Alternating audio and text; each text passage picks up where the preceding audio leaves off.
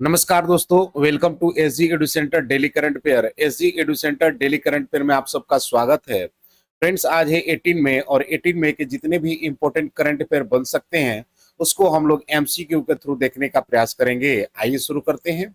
आज का पहला हेडिंग से कि एनएसओ की पहली मासिक पीएलएफएस रिपोर्ट जिसमें भारत में बेरोजगारी दर 5.1% दर्ज की गई। सेकंड है, कनाडा की पहली हिंदू विदेशी मंत्री बनी अनीता आनंद। थर्ड है, डब्ल्यूएचओ ने पापुआ न्यू गिनी में वाइल्ड पोलियो वायरस के प्रकोप की घोषणा की।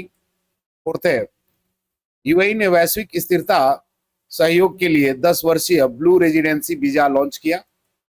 फिफ्थ है, इलिनॉय टेक यूनिवर्सिटी भारत में कैंपस खोलने वाली पहली अमेरिकी विश्वविद्यालय बनेगी। सिक्स्थ है, गुजरात सरकार ने लॉन्च किया प्रगति और तेरा झुको अर्पण पोर्टल। सेवेंथ है, भारत ने ड्रोन स्वार्म से निपटने के लिए स्वदेशी भार्गव वास्त्र सुरक्षा प्रणाली का सफल परीक्षण किया। एट्थ है, असम में डिजिटल नागरिक सहभागिता बढ़ाने के लिए AI anchor Ankita launch. Ninth है, भारतीय सरकार ने तुर्की के सेलेबी कंपनी पर लगाया प्रतिबंध। टेंथ है कि भारतीय सेना ने तीस्ता प्रहार सैन्य अभ्यास पश्चिम बंगाल में किया आयोजित। फ्रेंड्स, आज का कोटेशन है कि don't wait for the perfect moment, take the moment and make it perfect. यानी परफेक्ट समय का इंतजार मत करो, इस पल को पकड़ो और इसे परफेक्ट बना दो। फ्रेंड्स, हम लोग 17 मई के जितने भी इंपॉर्टेंट करंट अफेयर देखे थे उसको शॉर्टली में रिवाइज कर लेते हैं कि केंद्र सरकार ने एचसीएल और फॉक्सन के संयुक्त उद्यम द्वारा 3,706 करोड़ की लागत से सेमीकंडक्टर संयंत्र स्थापित करने को किस स्थान पर मंजूरी दी है? तो जेवर, उत्तर प्रदेश में। हाल ही में वर्ल्ड फूड प्राइज 2025 के लिए चुनी गई मारिया गेला हंगरिया किस देश से संबंधित है? तो ब्राजील से। हाल ही में किस देश के विदेश मंत्री एडुआर्डो एनरिक ने नई दिल्ली में दूतावास का उद्घाटन किया? तो होंडुरास। हाल ही में नेशनल लॉ यूनिवर्सिटी दिल्ली यानी एनएलयू दिल्ली में विशिष्ट प्रोफेसर कौन बने हैं? तो जस्टिस डीवाई चंद्रचूड़। हाल ही में इंडिया इंक्लूजन समिट 2025 कहां आयोजित किया गया? तो न्यू दिल्ली में। हाल ही में ऑपरेशन नादर भारत में भारतीय सेना द्वारा कहां चलाया गया? तो जम्मू एंड कश्मीर में। हाल ही में अंडमान सागर में बने रहे चक्रवात का नाम शक्ति किस देश ने रखा? तो श्रीलंका ने। हाल ही में किस भारतीय खिलाड़ी को टेरिटोरियल आर्मी में लेफ्टिनेंट कर्नल की मानद उपाधि दी गई? तो नीरज चोपड़ा को। हाल ही में हुए 7वें खेलो इंडिया यूथ गेम्स में किसने शीर्ष स्थान प्राप्त किया है? तो महाराष्ट्र ने। निम्नलिखित में से कौन बलूचिस्तान की पहली हिंदू महिला असिस्टेंट कमिश्नर बनी है? तो कशिश चौधरी। फ्रेंड्स, आज का पहला क्वेश्चन है कि एनएसओ की पहली मासिक पीएलएफएस रिपोर्ट के अनुसार भारत में दर्ज की गई बेरोजगारी दर क्या है? यानी according to NSO first monthly PLFS report, what is the records unemployment rate in India? Option A 6.8%, option B 4.9%, option C 5.1% और ऑप्शन डी 7%। इसका सही आंसर है फ्रेंड्स की 5.1% जो है एनएसओ की पहली मासिक पीएलएफएस रिपोर्ट के अनुसार भारत में बेरोजगारी दर आकी गई है। फ्रेंड्स, ये रिपोर्ट एनएसओ ने प्रिपेयर किया है, तो देख लेते हैं एनएसओ से संबंधित कुछ पॉइंट को। एनएसओ यानी नेशनल स्टैटिकल ऑफिस यानी भारत सरकार का एक केंद्रीय सांख्यिकी निकाय है जो सांख्यिकी और कार्यक्रम क्रियान्वयन मंत्रालय यानी एमओएसपीआई के अंतर्गत कार्य करता है। इसका गठन 2019 में केंद्रीय सांख्यिकी कार्यालय सीएसओ और राष्ट्रीय सैंपल सर्वे यानी एनएसएसओ को मिलाकर किया गया है। फ्रेंड्स, इसका मुख्य जो कार्य है वो आंकड़ों का संग्रहण और विश्लेषण है, जिसमें आंकड़े ये रोजगार, उपभोग, स्वास्थ्य, शिक्षा आदि के विषयों पर बड़े पैमाने पर सर्वेक्षण करता है। देश के जीडीपी, मुद्रास्फीति यानी इन्फ्लेशन, औद्योगिक उत्पादन आदि का डाटा प्रकाशित करता है। सर्वेक्षण और गणना की बात करें तो आवधिक श्रम बल सर्वेक्षण यानी पीएलएफएस द्वारा करता है और उपभोक्ता व्यय सर्वेक्षण, सामाजिक उपभोग सर्वेक्षण आदि आयोजित करता है। फ्रेंड, सांख्यिकी मानक निर्धारण में पूरे देश में सांख्यिकी डाटा संग्रहण और प्रसंस्करण के लिए मानक बनाता है। प्रकाशन और प्रचार की बात करें तो राष्ट्रीय लेखा संख्यांकिकी यानी NAS यानी नेशनल अकाउंट्स स्टैटिक और वार्षिक उद्योग सर्वेक्षण ASI जैसे महत्वपूर्ण दस्तावेज प्रकाशित करता है। महत्व की बात करें तो सरकार को नीति निर्माण में ये मदद करता है, आर्थिक योजनाओं और कार्यक्रमों की निगरानी और मूल्यांकन के लिए सटीक आंकड़े प्रदान करता है, शोधकर्ताओं, नीति निर्माताओं और संस्थान को विश्वसनीय संख्यांकी की जानकारी प्रदान करता है। फ्रेंड्स, हाल की पहलों को देखें तो तकनीक और डिजिटलीकरण का बढ़ता उपयोग, आंकड़ों की गुणवत्ता और समयबद्धता सुधारने के प्रयास, अंतर्राष्ट्रीय मानकों को अपनाने के लिए वैश्विक संगठनों के साथ सहयोग करना है। देख लेते हैं इसके कुछ एडिशनल इंफॉर्मेशन को कि राष्ट्रीय संख्यांकिकी कार्यालय यानी NSO द्वारा जारी पहली मासिक पीरियडिक लेबर फोर्स सर्वे यानी PLFS रिपोर्ट के अनुसार अप्रैल 2025 में भारत की बेरोजगारी दर 5.1% रही है। यह दर 15 वर्ष और उससे अधिक आयु के व्यक्तियों के लिए है। पुरुषों में बेरोजगारी दर 5.2% रहा, जबकि महिलाओं में 5.0 दर्ज की गई है। शहरी क्षेत्रों में बेरोजगारी दर 6.5% और ग्रामीण क्षेत्र में आपको 4.5% रही है। युवाओं यानी 15 से 29 वर्ष में बेरोजगारी दर देखा जाए तो 13.8% रही है। नेक्स्ट क्वेश्चन है कि निम्नलिखित में से किसे कनाडा का पहला हिंदू विदेशी मंत्री नियुक्त किया गया है, यानी who among the following has been appointed as the first Hindu foreign ministers of Canada? Option A Kashish Chaudhary, option B Varun Ghosh, option C Tulsi Gabbards और ऑप्शन डी अनीता आनंद। तो इसका सही आंसर है फ्रेंड्स कि अनीता आनंद को जो है कनाडा का पहला हिंदू विदेशी मंत्री नियुक्त किया गया है। देख लेते हैं इसके कुछ फ्रेंड्स, ये कनाडा का हुआ है, तो देख लेते हैं कनाडा को मैप में। कनाडा जो है आपको नॉर्थ अमेरिका का एक कंटिनेंट है जिसका कैपिटल ओटावा। PM की बात करें तो यहाँ पर पार्लियामेंट्री फॉर्म ऑफ गवर्नमेंट है जिसमें PM आपके मार्क कार्नी और करेंसी की बात करें तो कैनेडियन डॉलर्स है। देख लेते हैं इसके कुछ एडिशनल इंफॉर्मेशन को कि अनीता आनंद को कनाडा की पहली हिंदू विदेशी मंत्री नियुक्त किया गया है। उन्होंने 13 मई 2025 को प्रधानमंत्री मार्क कार्नी की कैबिनेट में शपथ दिलाई गई, जिसमें उन्होंने भागवत गीता पर हाथ रखकर शपथ ली।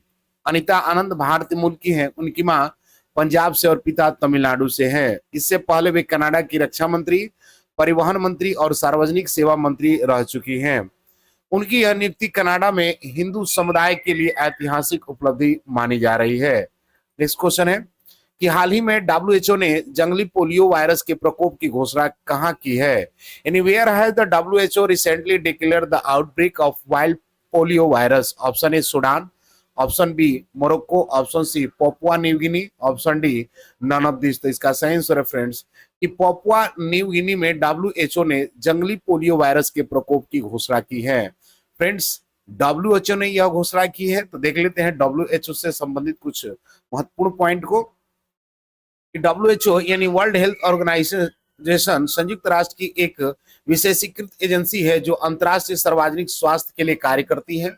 इसकी स्थापना 7 अप्रैल 1948 को किया गया था। इस दिन को हर साल विश्व स्वास्थ्य दिवस के रूप में भी मनाया जाता है, यानी 7 अप्रैल को विश्व स्वास्थ्य दिवस के रूप में मनाया जाता है। इसका मुख्यालय स्विट्जरलैंड के जेनेवा में है।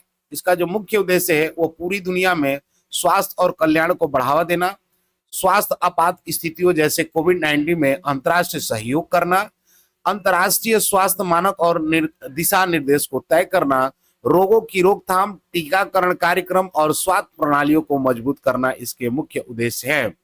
कार्य की बात करें तो मुख्य कार्य जो इसके हैं कि वैश्विक स्वास्थ्य रुझानों की निगरानी करना, स्वास्थ्य संबंधी आंकड़े प्रदान करना, अंतर्राष्ट्रीय स्वास्थ्य नियम यानी IHR बनाना और लागू करना है, महामारी और रोग प्रकोप में नेतृत्व प्रदान करना, पोलियो, मलेरिया आदि रोगों के उन्मूलन कार्यक्रम चलाना, सदस्य देशों को तकनीक सहायता देना, प्रशिक्षण और शोध के माध्यम से सहयोग देना भी आपके WHO के मुख्य कार्य में सम्मिलित है। प्रमुख उपलब्धियों की बात की तो चेचक यानी स्मॉल पॉक्स का सफल उन्मूलन 1980 में घोषित किया गया, कोविड-19 महामारी में वैश्विक मार्गदर्शन और सहयोग देना, सार्वभौमिक स्वास्थ्य कवरेज यानी यूनिवर्सल हेल्थ कवरेज की दिशा में पहल, HIV, एड्स, TB और मलेरिया के खिलाफ जारी लड़ाई में सहयोग करना है। फ्रेंड, इसकी संरचना की बात करें तो WHO के जो है इसका गठन जो है आपको सेकेंड वर्ल्ड वार के बाद किया गया था, जिसके 194 सदस्य हैं 2024 तक की बात करें तो। इसके वर्तमान में जो महानिदेशक है वो डॉक्टर टेड्रो अधनोम घेब्रेयेसस हैं। देख लेते हैं इसके कुछ एडिशनल इंफॉर्मेशन को कि विश्व स्वास्थ्य संगठन डब्ल्यूएचओ ने हाल ही में पापुआ न्यू गिनी में वाइल्ड पोलियो वायरस के प्रकोप की घोषणा की है। यह घोषणा 15 मई 2025 को की गई, जब 2 बच्चों में पोलियो वायरस की पुष्टि हुई है। पापुआ न्यू गिनी में 2018 के बाद पहली बार पोलियो वायरस का मामला सामने आया है। डब्ल्यूएचओ ने देश में सार्वजनिक पोलियो टीकाकरण अभियान चलाने का आह्वान किया है, क्योंकि वहां आधे से कम आबादी का टीकाकरण हुआ है। पोलियो वायरस के फैलाव को रोकने के लिए तत्काल टीकाकरण की आवश्यकता बताई गई है। नेक्स्ट क्वेश्चन है कि हाल ही में किस देश ने वैश्विक स्थिरता योगदानकर्ता के लिए 10 साल की ब्लू रेजिडेंसी वीजा योजना शुरू की है। यानी which country has recently launch 10-year blue residency visa for global sustainability contributors.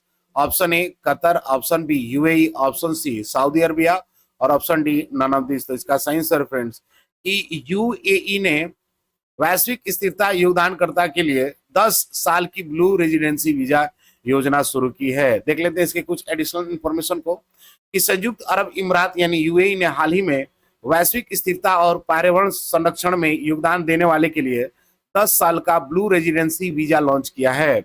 यह वीजा उन व्यक्तियों के लिए दिया जाएगा जिन्होंने पर्यावरण संरक्षण, स्थिरता, नवीकरणीय ऊर्जा या आधुनिक टीकाओं तकनीकों के क्षेत्र में उल्लेखनीय योगदान दिया है। पात्रता में वैज्ञानिक शोधकर्ता, पर्यावरणकर्ता, एनजीओ नेता, समुद्री जीव विज्ञानी और जलवायु नीति विशेषज्ञ शामिल है। यह वीजा यूएई की दीर्घकालिक स्थिर रणनीति और वैश्विक पर्यावरण नेतृत्व को मजबूत करने के हिस्सा है। नेक्स्ट क्वेश्चन है इलिनोइस टेक यूनिवर्सिटी भारत में अपना कैंपस खोलने वाली किस देश की पहली यूनिवर्सिटी बनेगी। यानी Illinois Tech university will become the first university from which country to open its campus in India. Option A USA, option B Britain, option C Australia और ऑप्शन डी जर्मनी। तो इसका सही आंसर फ्रेंड्स कि USA की Illinois Tech university Bharat में अपना campus खोलने वाली पहली यूनिवर्सिटी बनेगी। देख लेते हैं इसके कुछ एडिशनल इंफॉर्मेशन को कि इलिनॉय इंस्टीट्यूट ऑफ टेक्नोलॉजी को भारत में डिग्री प्रदान करने वाला कैंपस खोलने के लिए विश्वविद्यालय अनुदान यानी यूनिवर्सिटी ग्रांट कमीशन से मंजूरी मिल गई है। यह भारत में कैंप खोलने वाली पहली अमेरिकी विश्वविद्यालय बनेगी। मुंबई में बनने वाला यह कैंपस 2026 से छात्रों को स्वागत करेगा और कंप्यूटर साइंस, इंजीनियरिंग और बिजनेस जैसे क्षेत्रों में स्नातक और स्नातकोत्तर कार्यक्रम पेश करेगा। फ्रेंड्स, यह कदम भारत में उच्च शिक्षा के अंतर्राष्ट्रीयकरण, वैश्विक प्रतिभा विकास को बढ़ावा देगा। नेक्स्ट क्वेश्चन है कि प्रगति और तेरा तुझको अर्पण पोर्टल किस राज्य सरकार द्वारा लॉन्च किया गया है। यानी प्रगति and Tera Tujhko Arpan portal was launch by which state government. Option A Gujarat, option B Madhya Pradesh, option C Uttar Pradesh और ऑप्शन डी राजस्थान। तो इसका सही आंसर है फ्रेंड्स कि गुजरात जो है प्रगति और तेरा तुझको अर्पण पोर्टल को लॉन्च किया है। देख लेते हैं इसके कुछ एडिशनल इंफॉर्मेशन को कि गुजरात के मुख्यमंत्री भूपेंद्र पटेल ने 2 नए पोर्टल आई प्रगति और तेरा तुझको अर्पण लॉन्च किया है। फ्रेंड्स, आई प्रगति पोर्टल शिकायत की जांच की प्रगति के समय पर सटीक जानकारी प्रदान करता है, जबकि तेरा तुझको अर्पण पोर्टल साइबर अपराध पीड़ितों को तेजी से धन वापसी की सुविधा देता है। इन पोर्टल के माध्यम से नागरिक बिना पुलिस स्टेशन जाए ऑनलाइन सेवाओं का लाभ उठा सकता है। यह पहल गुजरात पुलिस की कार्य क्षमता बढ़ाने और नागरिकों को बेहतर सेवा देने के लिए शुरू की गई है। मुख्यमंत्री ने यह पोर्टल 14 मई 2025 को लॉन्च किया, जिससे साइबर अपराध से निपटने में मदद मिलेगी। नेक्स्ट क्वेश्चन है कि भारत ने ड्रोन हमलों से निपटने के लिए किस स्वदेशी सुरक्षा प्रणाली का सफल परीक्षण किया है। यानी India has successfully tested which indigenous security system to counter drone swarm. Option A Australia, option B Varun Shastra, option सी भार्गव शास्त्र और ऑप्शन डी भाला शास्त्र। इसका सही आंसर है फ्रेंड्स कि भार्गव शास्त्र जो है भारत ने ड्रोन हमलों से निपटने के लिए स्वदेशी सुरक्षा प्रणाली का सफल परीक्षण किया है। देख लेते हैं इसके कुछ एडिशनल इंफॉर्मेशन को कि भारत ने हाल ही में ड्रोन स्वार्म यानी झुंड से निपटने के लिए स्वदेशी भार्गव शास्त्र सुरक्षा प्रणाली का सफल परीक्षण किया है। भार्गव शास्त्र प्रणाली को solar defence and aerospace limited यानी एसडीएल ने विकसित किया है। यह प्रणाली हार्ड किल मोड में काम करती है, जिससे यह दुश्मन के ड्रोन को सीधे नष्ट कर देती है। फ्रेंड्स, इसमें माइक्रो रॉकेट्स और गाइडेड माइक्रो मिसाइल का उपयोग किया जाता है, जो एक साथ कई ड्रोन को 2.5 किलोमीटर की दूरी तक मार गिराने में सक्षम है। यह प्रणाली कम लागत, मॉड्यूलर डिजाइन और विभिन्न इलाकों में त्वरित तैनाती के लिए बनाई गई है।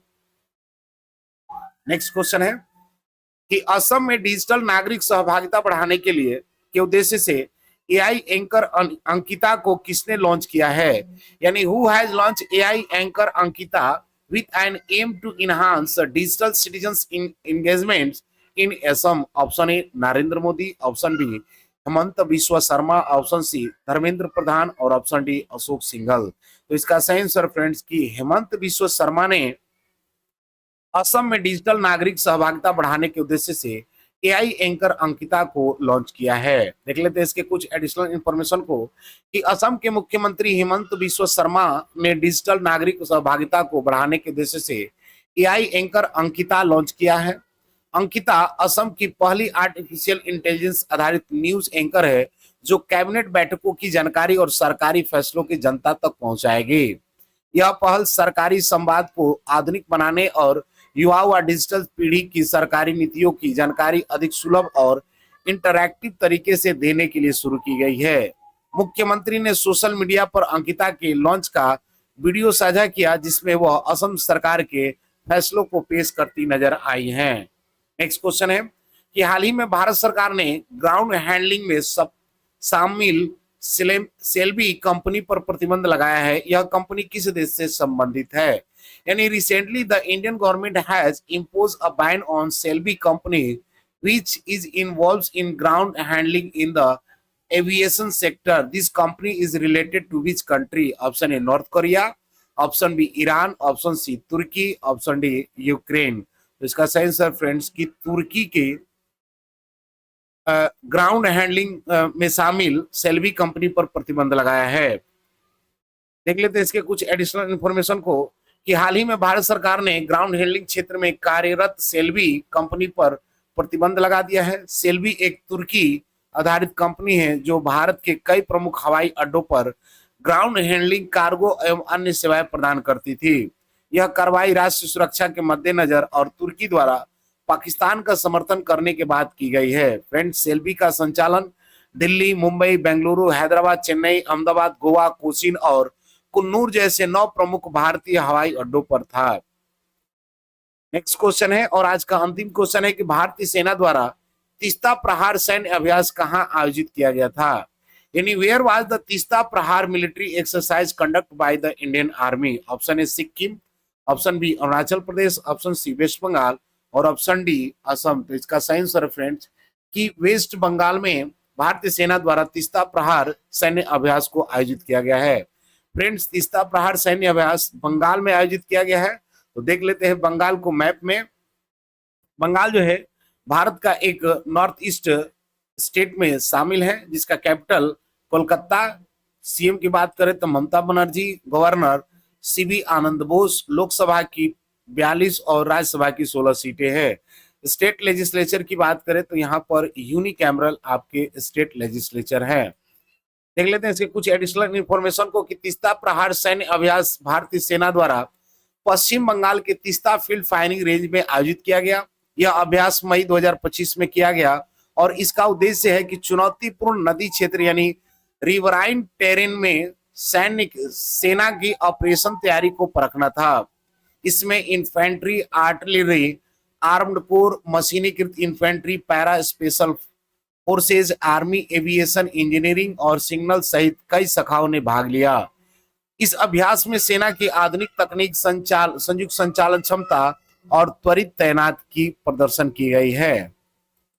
फ्रेंड्स, लास्ट वीडियो का क्वेश्चन था कि निम्नलिखित में से कौन बलूचिस्तान की पहली हिंदू महिला असिस्टेंट कमिश्नर बनी है? तो इसका सही आंसर है Kaushik Chaudhary.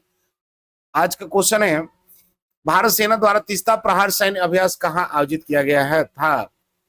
Option A Sikkim, option B Arunachal Pradesh, option C Paschim Bengal और ऑप्शन डी असम। फ्रेंड इसका आंसर कमेंट बॉक्स में जरूर दें। मिलते हैं अगले वीडियो में, तब तक के लिए जय हिंद।